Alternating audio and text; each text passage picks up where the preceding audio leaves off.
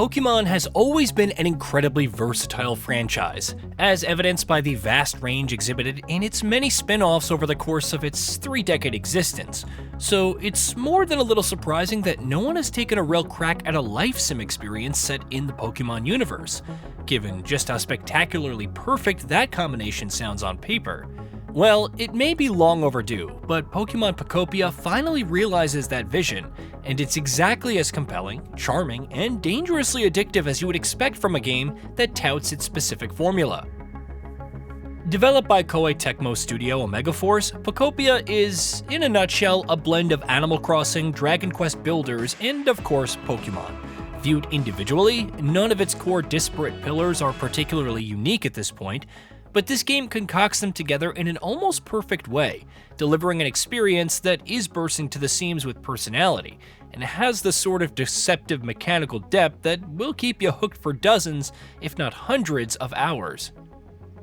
In Pokemon Pokopia, you play as a Ditto that's taken on the uncanny but almost accurate form of your former human trainer.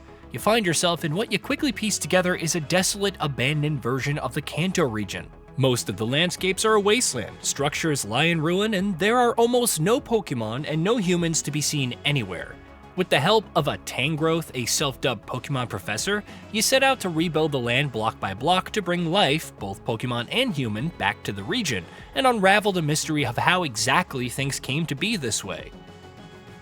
It serves as a great premise for Pokopia's life sim and building loop. Central to the experience are, of course, the Pokemon, each of whom has unique personalities and useful varied abilities, not to mention unique requirements. Different kinds of Pokemon are attracted back to live in the region if they find a habitat that they find suitable, which means a crucial aspect of Pokopia's core loop is building habitats. There is a vast variety of habitats that you can make in the game, and though they start out as simple patches of grass, they gradually grow in complexity, experimenting with different items and environmental features to create new habitats, or producing specific things to build the habitat you need for the next Pokemon you want to add to your neighborhood. It truly never loses its charm, that there's just many possible combinations to play around with. What also helps massively is the ridiculous amounts of charm and personality that the Pokemon, and the game in general, are overflowing with. Each Pokemon is their own person, or, well, Pokemon, but you know, and it's delightful to watch each of them exhibit their diverse personalities and quirks in unique ways. Charmeleon is a hothead, while Hitmonchan generally just likes to train with a punching bag a lot. Squirtle is charmingly energetic, while Slowpoke, true to form, just likes to take things slow. There's a large cast of Pokemon represented in Pokopia, and you could tell that a lot of care and love for the franchise has been poured into each of the creatures. From the things that they say and the idle interactions they have with each other, to the way they animate and interact with the environment and much more. Simply watching them exist in this world is one of the game's highlights. I can't tell you how much time I've spent just watching Hitmonchan and Hitmonlee train together, or taking pictures of different Pokemon just doing their thing and interacting with the environment, or even playing jump rope with Bulbasaur. It's safe to say that fans in particular will absolutely love meeting and befriending new Pokemon. Beyond that, there's plenty more in the game for longtime Pokemon fans to look out for as well. Exploration has many benefits, beyond items, crafting recipes, and, just being fun. One of which is notes scattered throughout the maps, which often drops little pieces of lore. From backstory tidbits that make the story surprisingly interesting, to little nuggets and secrets, there's a lot to find. Series fans will also love the many secrets, including the chance and optional encounters with a variety of legendaries, to be found in all of the maps, not to mention the many excellently composed nostalgia-fueled remixes of instantly recognizable Pokemon tracks that Picopia has up its sleeves. Picopia not only cleverly uses Pokemon elements to bring personalities into its world, it also weaves them into its gameplay in ingenious ways. As a Ditto, you also have transformational abilities that allow you to learn different moves from the many Pokemon you befriend, each of which allows you to engage with the environment in different ways. Bulbasaur teaches you Leafage, with which you can grow patches of grass. Squirtle teaches you Water Gun, which lets you bring moisture back to dry and barren soil. Scyther teaches you Cut, and Hitmonchan teaches you Rock Smash, which all allow you to deal with obstacles or break up blocks. Magikarp hilariously teaches you Splash, which turns out to be surprisingly useful because it lets you jump. Meanwhile, Pokemon also have their own abilities that you cannot imitate, but they can use to assist you in various ways. Scyther can turn logs into lumber, Charmander can light things on fire, Slowpoke can make it rain. Vespiquen offers items in exchange for honey, the list goes on. The Pokemon that you meet and befriend truly do end up feeling like valued neighbors and little virtual friends, which is exactly what you want from a Pokemon life sim. Of course, the different Pokemon and their unique requirements also shape gameplay in other ways.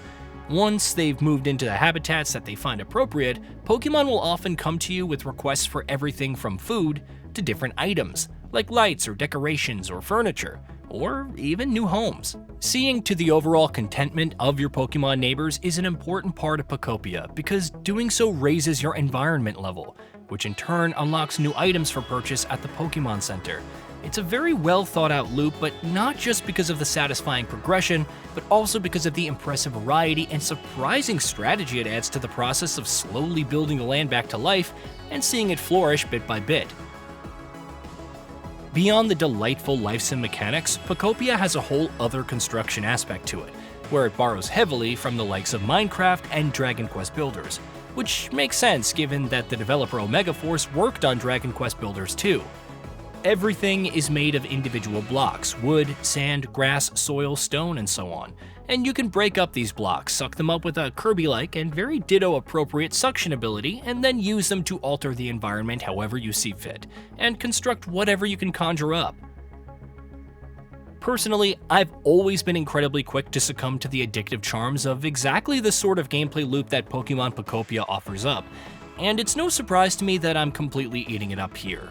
The building mechanics are an absolute blast. Their Minecraft-like simplicity and Dragon Quest Builders-inspired interface allows them to strike a perfect balance between complexity and accessibility. There's also a solid range of variety on offer in the items, furniture, decoration, building options, and more. Everything generally works the way as intended, and elements and objects can interact with each other in fun and surprising ways, allowing for an impressive level of freedom, flexibility, and creativity. Though the main campaign is structured a lot like the Dragon Quest Builders games, with players moving from one map to the next, eventually Picopia also lets players let loose in a massive map, which is where its freeform sandbox construction mechanics really flourish. I imagine there will be many players, like myself, who will be spending inordinate amount of times in this particular map. Together, Picopia's Animal Crossing-inspired life sim elements and Dragon Quest Builders-inspired elements come together in surprisingly cohesive fashion. There are some minor foibles, like frustrating storage restrictions and long wait times as you wait for construction on buildings to finish, especially in the early hours of the game, but by and large, Picopia keeps finding ways to keep you engaged in its charming full mundanity. There's no doubt in my mind that this is among the best Pokemon games I've played in recent memory, and maybe even ever. Hey, did you know that we at Gaming Bolt upload new videos every day? Stick around, drop a like, subscribe, and hit that bell. And let us know what kind of content you'd like to see in the future with a comment below.